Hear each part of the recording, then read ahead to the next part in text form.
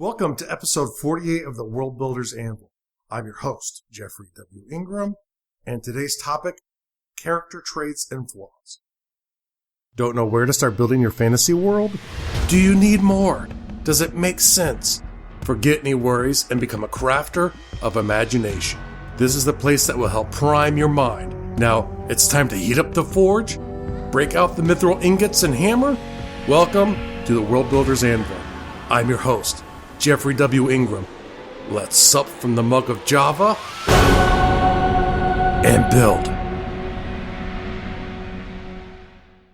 Welcome back, and let's get to today's topic of character traits and flaws.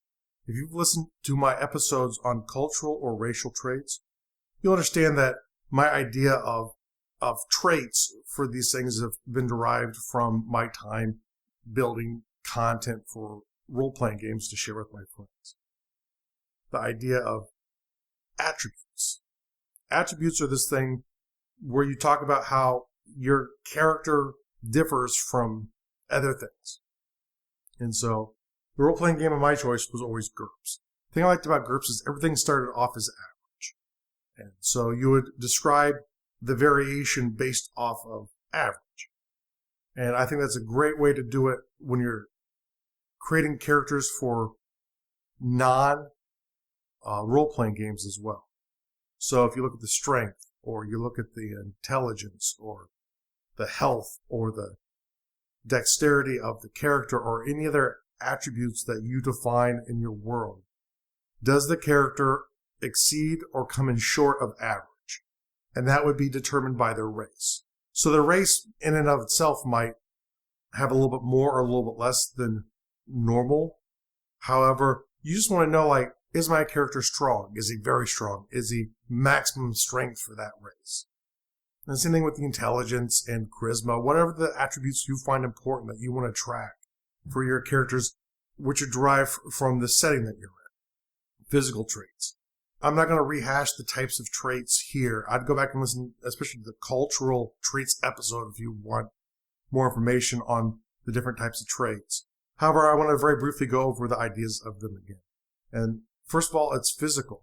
Are there things about this character that are physically different than what you would see? And when I start talking about traits, it's really something abstract, and then I can share it out if other things end up having this specific trait. Like, for example, I have this trait I call prowess. One of my characters, who I'm going to start talking about more in the future, possesses this trait. And the prowess trait for this character, essentially what it does is it makes it seem like time is slowing down during combat. First, it's very hard to surprise the character in combat, and then once it happens, to the character, he's perceiving the world at a slower than normal rate. And whether it's a time shift, whether it is just his exquisite alertness abilities, whatever it is, it allows him to really have an advantage in combat. Let's take prowess as if this character's being attacked. Character's being attacked, and there'd be a sense of something's happening behind him, and everything in the world, speech, leaves moving on trees, these would all slow down. As he senses something behind him, the character would have time to turn around and see what's happening before the ambush attack would happen. And then he can react at what would appear as a much faster rate to the other character in the combat. Mental traits. Mental traits are traits of the mind. So, this isn't so much is the character more intelligent, but can he learn at a faster rate? Or does he learn at a slower rate? Can he learn languages faster than normal people can learn languages, or normal members of his race? Social. Is the person very glib of tongue? Do they have a radio voice? Those kind of traits, those are what I call social. They're things that affect the character in social interactions. And you might have a sub one with appearances, where how does the character appear? Is it normal beauty? Is it above average? Is it really beautiful? Or is it ugly or hideous? You know, these are kinds of things that you can track under social traits. And you really don't need to have game mechanic effects like you would in a role-playing game. You just want to know that that's something about this character, so later on when you're writing your story, you can look back, see the traits, and if someone's very beautiful or hideous, the characters that interact with them are probably going to react upon that trait. Vocational. These are going to be very specific for an actual character. The types of skills that they would know above average based off of their profession in the world. So if they're a soldier, maybe it's using a shield, maybe it's using a weapon or weapons, maybe it's tactics and strategy. What are the actual skills that they would be considered proficient or better at? And then I would probably want to know to what level of proficiency. If this person can put an arrow through an eye hole at 800 yards, they would be an exceptional bow person. If they could do it 50 times in a row very quickly, they'd be Legolas from the Lord of the Ring or the Hobbit movies. Allies and enemies.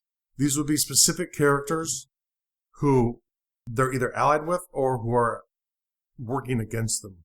Just a way to track that, hey, they're in either an ally camp for this character, there's someone who will step forward and potentially help them when there's a bad time, or there's someone who's actively trying to hurt them.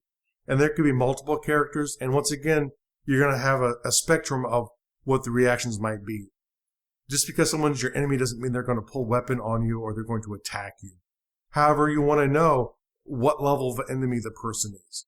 Are they going to try and make you look bad? Are they going to maybe try and kill you, or maybe work with others to try and kill you? Supernatural. And this is sort of one where races have traits of things that aren't considered natural. Magic could come here, even though I often lump magic in as a mental skill. But magic might come here depending on how you perform it. There's different camps of magic in my world. Spirit magic would be, I don't know how to use magic, but I know how to do rituals to get spirits to do things for me in the realm of magic.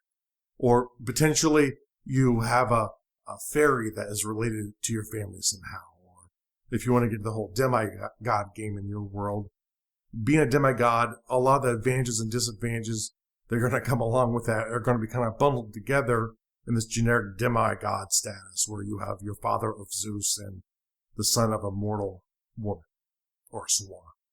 And the other thing to keep in mind when you're doing this too is it's not all good news. Characters to feel alive and rich are going to have flaws and advantages.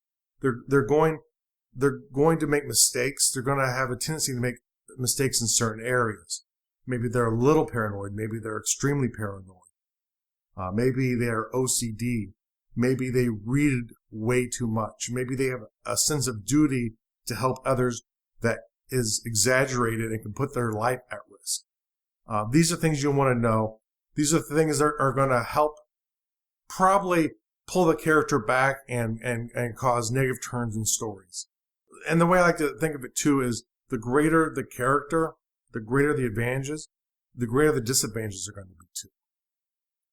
And whether it's just powerful enemies or if it's sort of your Greek idea of a fatal flaw.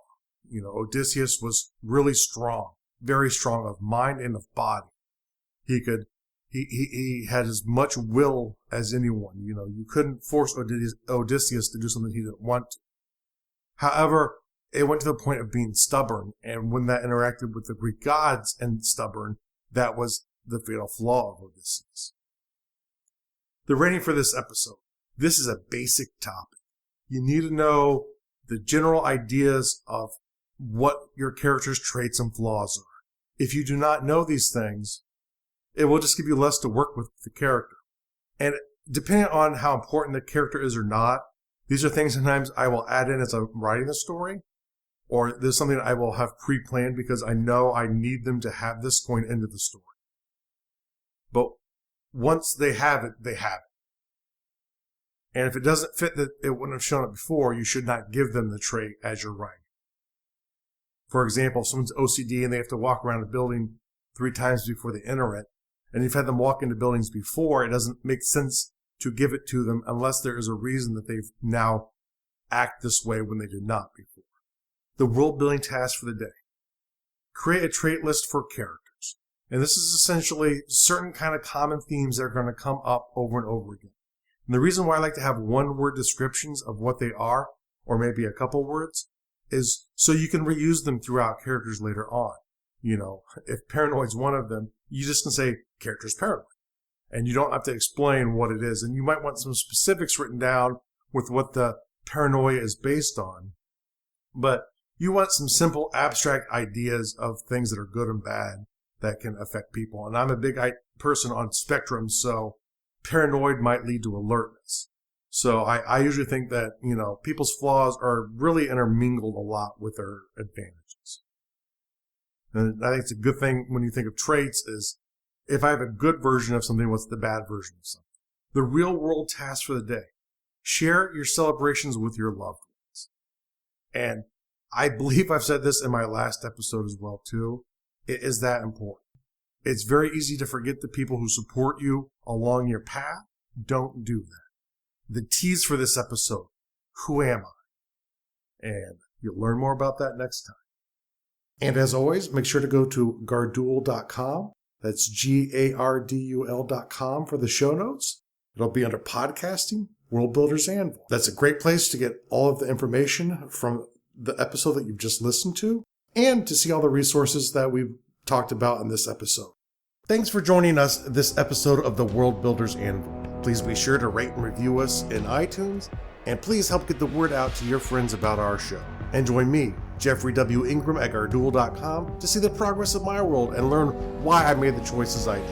And please contact me and let me know the topics you would love to hear in the future. Now strike, while the myth rolls high.